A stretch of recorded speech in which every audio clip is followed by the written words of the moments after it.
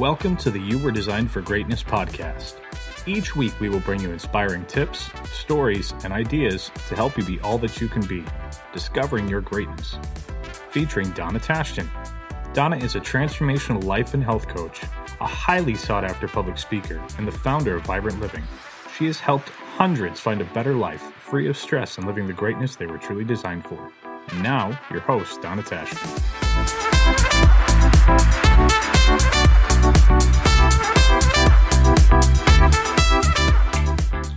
Welcome. I'd like to welcome you to this week's podcast. This is podcast number 5, and today I have a guest with me.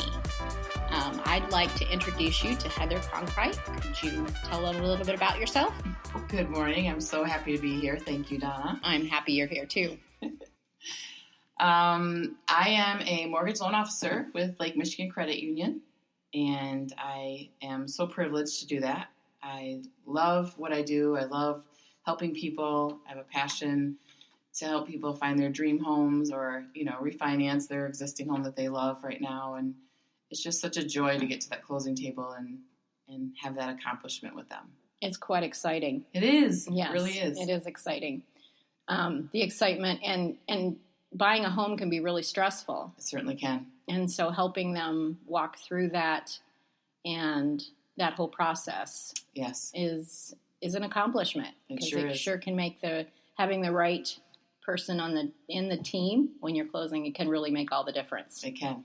Yes. So today, Heather, I wanted to talk about is after Thanksgiving. Everybody thinks about thankfulness and gratitude around Thanksgiving. Mm-hmm. And it just got me thinking how it can make a difference in our life. Like if you're having a really bad day and you stop and you go, I'm really thankful for the sunshine. I'm really thankful for this cup of tea. That's me. It always makes everything better. And how it can shift things. And how when we're not thinking about being thankful and we're having a bad day or something's happening, that it can get progressively worse. I've noticed that some people just totally miss the good things in their life because they're focused on the bad. Whatever they expect things to be bad, and it gets worse. Mm-hmm. And sometimes then you see people who are in the same situations and they expect to get the parking place at the mall when it's crowded. And they do. Right. And then the other people is like, I never get anything. It's always bad. Mm-hmm. Have you noticed anything like that in your life? Yeah, I can relate to that. Absolutely. Yeah. So you have any stories to share that would be insightful to the women listening? Wow. Any stories? Mm-hmm. I think, just looking back on my life, I could say that I was probably one of those people that thought the negative a lot. Me too. And not until I've gotten a little bit older and started to really, look in the mirror and say, why do I think this way? Or why is my life like this? What am I thinking upstairs here in this brain of mine? To recognize what it is that you're focusing on, right. Because what you focus on is pretty much what you're going to get. And, it's just as easy to think about the good things as it is the bad. Yes. Or the positive versus the negative. I think, I would always be prepared for the negative just because of things that have happened in my life and the way I viewed myself and what I thought about myself in my head. Right. So I would hope the best things for everyone else, but didn't think I deserved it. Ooh. And because of, things I've had to deal with and go through, I felt, well, I'm strong enough, I can handle it. It's okay.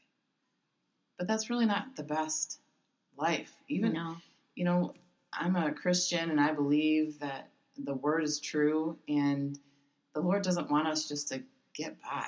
Right. He doesn't want us to live in angst and frustration all the time. And he loves us just like we love our children. Don't you want the best for your child? Yes. Your children, your grandchildren. He wants even better for us than we do our children. And that's really started to help me change my thought processes. Right. And realize that good things should be happening to me. Yes. Mm-hmm. I think about the word when you were talking about being prepared. It's like if I'm prepared for the bad, then it doesn't hurt so bad. Right. When those kind of things happen. And another word comes to mind is dread. Mm. It's like I am kind of, even going over to relative's house, mm-hmm. and you're going to see that certain relative that you we all have one. We all have one that you're dreading to see. And I've talked a lot with my clients is that what would you like to experience? And changing their expectation changes how they act toward that relative, and the whole dynamics can shift mm-hmm. by just changing their expectation.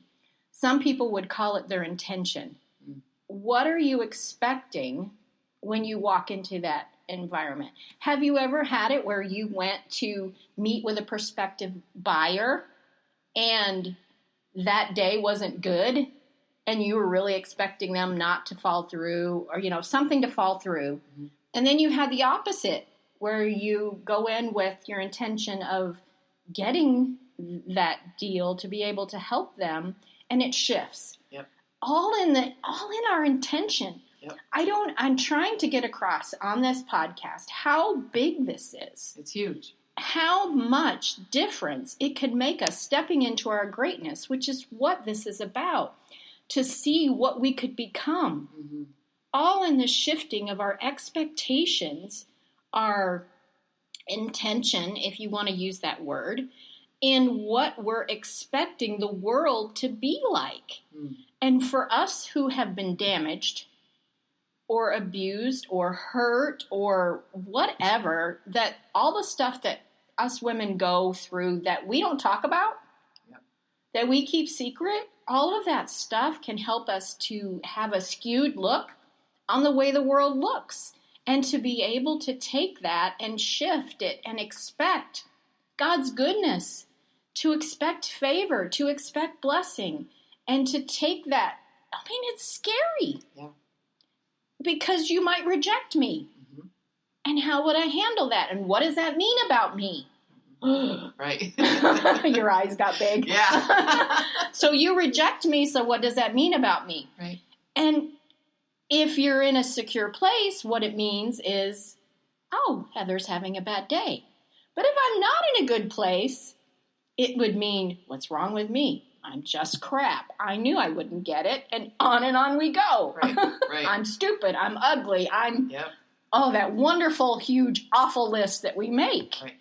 And I'm just really trying. I hope it's coming across today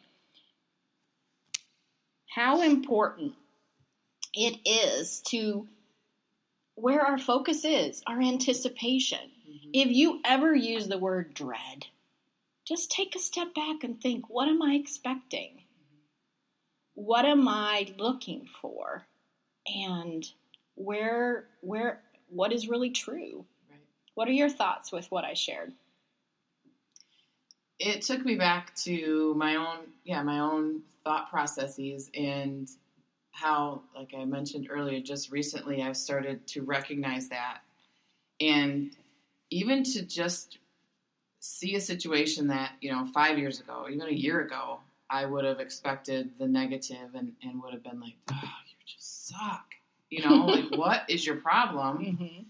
And to go in and thinking, a lot of times what I do is, what's the worst they can say? Right. No. Right. Is that big of a deal? Yes. Okay, so they say no. I won't die. Exactly. It's not, it's not about you. It's not that they're rejecting you. Yes. And I think that's something that's really powerful to accept, to take the personal out of it. Because even in business for years, whenever something went wrong, I would be the one to blame. Right. Whether it was my fault or not. Because I would take it. Right. I would take the responsibility that wasn't mine. And so then that just feeds into that unworthiness, that insecurity, because you didn't have anything to do with that thing happening. Right. But you're going to take the blame for it because, well, who else is going to?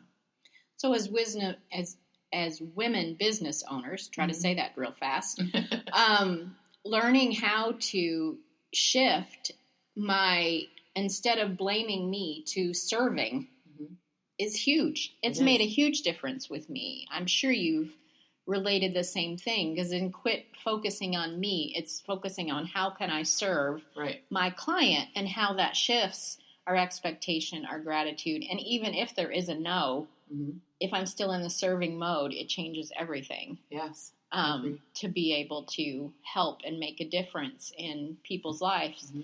But anybody who is a business owner has to deal with that word no, and it's really not life-threatening. No, it's not. You think it is, but once it happens, you're still breathing. Like, you're still alive. I'm still alive. So anything else about gratitude and what I shared that comes to your mind? When I think about thankfulness and being grateful, I was thinking about this before we did this, that, I am so grateful and thankful that I have freedom. Yes. And that freedom is multi-layered. I have the freedom to wake up every day and at my own pace get ready to go to work, to get in a car, to drive to work when I want to. I have a job to go to. I'm so grateful for that. I have, family. I have boys and people that love me in my life. I'm so grateful for that. Right. I am more than thankful and grateful that in this country I can serve the Lord Jesus Christ as my Savior. Right. Freely. Right. I can get up on stage and sing about it, which is my dream, desire, my love, Yes. without worrying that I could be killed for it. Right. And I just to stop and think about what we can do that other countries can't. That is huge, to just stop for a minute and say, I can do anything I want to do, really. There is so much to be thankful for. There really is. And when I began to focus on that instead of whatever I feel like I'm lacking, usually the things I'm thankful for are the ones that really matter. Right. Not that I need a new pair of shoes or a new car even, if my car is breaking down. I mean, when things are really there, it's the things that are really matter we're really thankful for. I've had really times in my life when it was so low that it didn't feel like I had anything to be thankful for. I understand that. And I know you do. And so learning to do that when it's dark, because I made light of it like it's a new pair of shoes, but sometimes it's really hard. It is. Sometimes it's not. But learning that this can shift your whole world is what I'm trying to get across today. And I hope that's coming across to you guys listening. And learning how to go with all of that so that it continues to make a difference in people's life when they're in those dark places, when it's really hard to find something to be thankful for, when there's death and divorce and illness and those big life tragedies. God is still there, and there's still something to pull us through, because I've been through it. I've got to the other side. Right. I'm sure you've got stories too. Yep. One thing that I do that makes me so, so grateful, and also just gives me joy, is to see someone, no matter where it's at, whether it's in the line at the store or the gas station or in my office, whatever it might be. And, sometimes you can just see someone's having a bad day, or they've just got an attitude on them. And, people don't mean to be mean. They're just hurting. And they don't know how to express that sometimes. And it just brings me such joy to maybe just be that one person that has said something positive to them for the first time in who knows how long. Yes. Because we don't know people's circumstances. No, everyone has a story. Yes. And so I just love every day to intentionally go out and give people a compliment, especially when you see that they're hurting, and to see like the reaction, the light in their face. They shouldn't be so shocked. Right, exactly. But it brings me such joy in my heart to just do something that simple, and it's not that hard. No, it's not that hard. It's not that hard. No, it takes not even 5 seconds to say, I love that shirt you have. It looks Yes. really great with your eyes, or, Yeah, whatever. That's a great smile, or Yeah. whatever, yes. Mm-hmm. Well, I think that's a good place to end for today, and hopefully this has given us something to think about as we go through our rest of our year and begin the new year. Yes. And so, Heather, would you give people your contact information if they are having any questions about a mortgage or lending? Sure. I would be glad to. My, again, Heather Cronkright with Lake Michigan Credit Union. My phone number is 616-234-6582. My email address is my name, heather.cronkright, and that's spelled CRONKRIGHT @lmcu.org. Great. Well, thank you for being with us today. Thank you so much, Donna. And in closing, if anyone out there listening is having trouble and struggling, feel free to schedule a 30-minute clarity call for free at my website, and that information will follow. Until next time, live vibrantly.